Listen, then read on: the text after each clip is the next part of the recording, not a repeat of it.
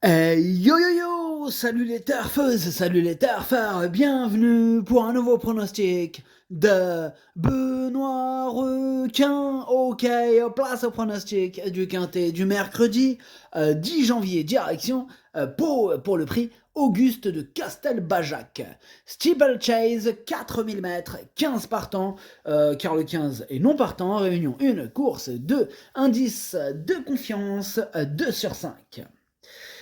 Petit retour sur les quintés du lundi 8 et du mardi 9 janvier. Lundi, je vous ai donné le tiercé en 5 et mardi, je vous ai donné le tiercé dans l'ordre en 4 chevaux. Ok, c'est parti, on commence le pronostic et on commence avec le numéro 1, Miralago, et on écoute l'entraîneuse, mademoiselle Daniela Mel. Miralago s'est très bien défendu dernièrement, échouant de très peu pour le succès. Il a toujours bien performé sur cet hippodrome et arrive en pleine forme pour cet événement. Alors certes, il doit apporter du poids, mais il est costaud. Je pense que cela ne le dérange pas plus que ça. J'en attends une belle performance. Eh bien, en tout cas, moi, ce numéro 1, il me plaît beaucoup. Il me plaît même tellement que je l'ai installé en tête. Ce numéro 1, c'est lui, mon préféré. On passe au numéro 2, Calligramme, et on écoute encore mademoiselle Danielle Lamelle. Alors, Calligramme découvrait le steeple palois en dernier lieu et les handicaps, mais cela ne l'a pas du tout dérangé, s'imposant de belle manière. Alors cette fois, les données changent, il va devoir rencontrer ses aînés avec du poids. De plus, il peut manquer d'expérience, même s'il se montre déjà très professionnel. Il a toujours montré du potentiel et j'espère le voir très bien courir. Ce numéro 2, lui aussi, fait partie de mes préférés. Je l'ai mis deuxième. On enchaîne avec le numéro 3, Paris-Brest, et on écoute mademoiselle Camille Pelletier. Paris-Brest s'est imposé courageusement en dernier lieu, bien que pénalisé au poids, je le crois capable de rééditer une bonne performance. Certes, pour le succès, il est certain que ce sera plus difficile, mais une place dans les 5 premiers reste complètement à sa portée. Alors, il me plaît beaucoup aussi ce numéro 3, j'y crois, moi je l'ai mis quatrième. On enchaîne avec le numéro 4, Galox, et on écoute encore mademoiselle Camille Pelletier. Galox a souvent bien fait à Pau, quelle que soit la discipline. Les dernières pluies ne vont pas pour le déranger, bien au contraire, lui qui n'a pas un gros changement de vitesse. Maintenant, au regard de ses ultimes tentatives, on va essayer les œillères australiennes, il peut se placer. Alors, par contre, moi ce numéro 4, je l'ai pas retenu, mais c'est quand même lui le chef et le capitaine de ma petite liste des possibles casseurs de tickets repérés. Donc attention. On passe au numéro 5, Maestro Sam, et on écoute Fabrice Fouché. Un Maestro Sam nous a un peu déçus en dernier lieu. Ce jour-là, il a été un peu embêté en tête et a dépensé trop d'énergie pour pouvoir finir correctement. C'est ce qui peut lui arriver dans les quintets où il rencontre des chevaux plus aguerris. Le retour sur le steeple sera un atout, mais il faudra qu'il se montre mature s'il veut terminer à l'arrivée. Eh oui, il faudra qu'il se montre mature. En tout cas, moi, ce numéro 5, c'est lui mon gros regret, c'est lui mon cheval de complément, 4 non partant. Attention, possible cassage en vue. On passe au numéro 6, Speed Lucky, on écoute Kevin Plisson. Speed Lucky s'est dans l'ensemble bien comporté, sans avoir pu s'exprimer dans de bonnes conditions. Je regrette qu'il n'ait perdu qu'une livre en 3 courses. Cela dit, il est en forme et saute mieux qu'à une époque. S'il était cinquième, je ne serais pas étonné, il ne faut pas de terrain collant. Eh bien, ce numéro 6, lui aussi c'est un regret, c'est mon deuxième cheval de complément en cas de non partant. Attention. On passe au numéro 7, Corail de Bel Air, et on écoute Gabriel Linders. Corail de Bel Air n'a pas fait sa valeur en dernier lieu, je n'étais pas forcément très satisfait. Son jockey aurait dû se montrer plus énergique avec lui. Je le trouve bien placé dans ce handicap, dès lors il doit avoir une chance. Eh bien, je l'ai retenu, ce numéro 7, mais en toute fin de combinaison. On passe au numéro 8, Ange de Juillet, on écoute Patrice Quinton. Ange de Juillet reste sur une performance pas terrible, mais je ne le condamne pas là-dessus. Il faut le reprendre, il est bien, et le terrain plus lourd qu'en dernier lieu sera sûrement mieux. Ouais, si tu le dis, Patrice. En tout cas, moi, ce numéro 8, je l'ai retenu lui aussi, et en fin de combinaison. On passe au numéro 9, Havanea, et on écoute Patrice Quinton. Avanea ne descend pas très bien les contrebas en cross et doit affronter les bons en ayant moins d'expérience qu'eux. Pour qu'elle fasse une bonne valeur, il faut vraiment que le terrain soit très pénible, hein. Je pense qu'elle peut prendre au moins une bonne place, hein, si tel est le cas.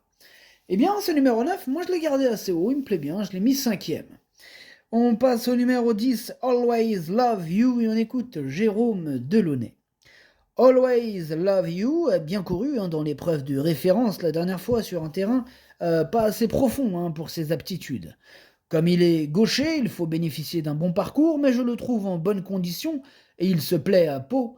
C'est un cheval qui va un peu au moral, c'est un lot dans ses cordes. Eh bien, ce numéro 10 fait partie de mes préférés, moi je l'ai gardé très haut, je l'ai mis troisième. On passe au numéro 11, à Chasson, et on écoute Fabrice Fouché. Chasson est un cheval qui possède d'évidents moyens, mais qui parfois peut commettre des bêtises, hein, comme ce fut le cas dernièrement, où il s'est négligé à l'avant-dernière difficulté.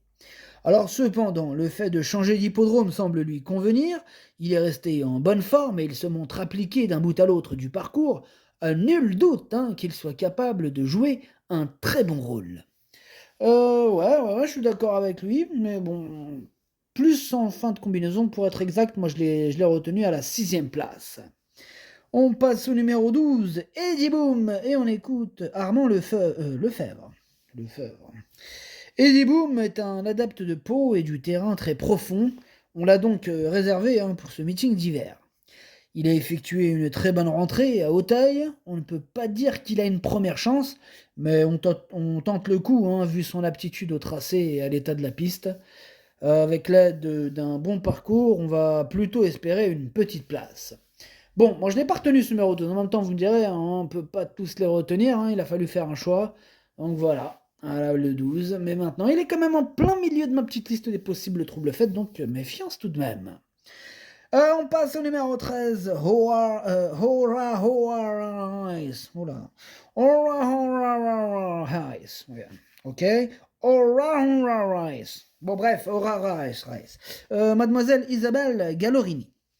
Hora Eyes a bien débuté sur le steeple palois la dernière fois, bien que le terrain ne fût pas à sa convenance.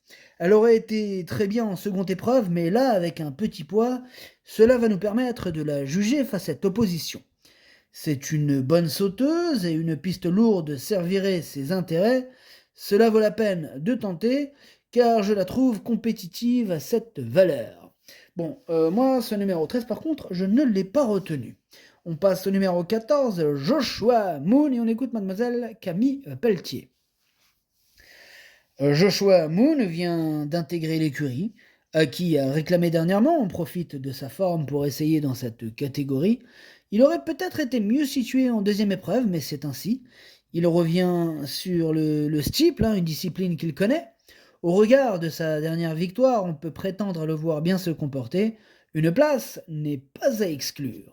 Bon, moi ce numéro 14, lui non plus, je l'ai pas retenu. Par contre, à la différence, hein, du précédent cité, ce numéro 14 est quand même à l'arrière de ma petite liste des possibles troubles faits. Et on passe au numéro 15, hein, et on l'a dit tout à l'heure, il est non partant, donc on enchaîne direct sur le numéro 16, Kinsem Park, et on écoute Madame Louisa Kerbery. Kinsem Park a déjà bien couru à Pau, hein, ce qui est important. Elle n'a quasiment aucune expérience à ce niveau, et je m'attendais à la voir dans la seconde épreuve avec une décharge. Là, ce n'est pas du tout le même style de course, hein. Il n'y a pas trop d'autres options pour courir. Bon, cela vaut le coup d'essayer avec son petit poids. Elle aime le terrain profond. Et oui, qui ne tente rien à rien. Bon, maintenant, moi, ce numéro 16, je ne l'ai pas retenu. Le pronostic, ça donne As, 2, 10, 3, 9, 11, 8, 7. Merci d'avoir suivi cette vidéo. N'hésitez pas à mettre un pouce bleu si la vidéo vous a plu. Pour accéder à tous mes tickets pour la course du Quintet, rendez-vous directement en description de la vidéo. À jouer avec modération. Bonne chance. Chopez-le-moi. Ciao.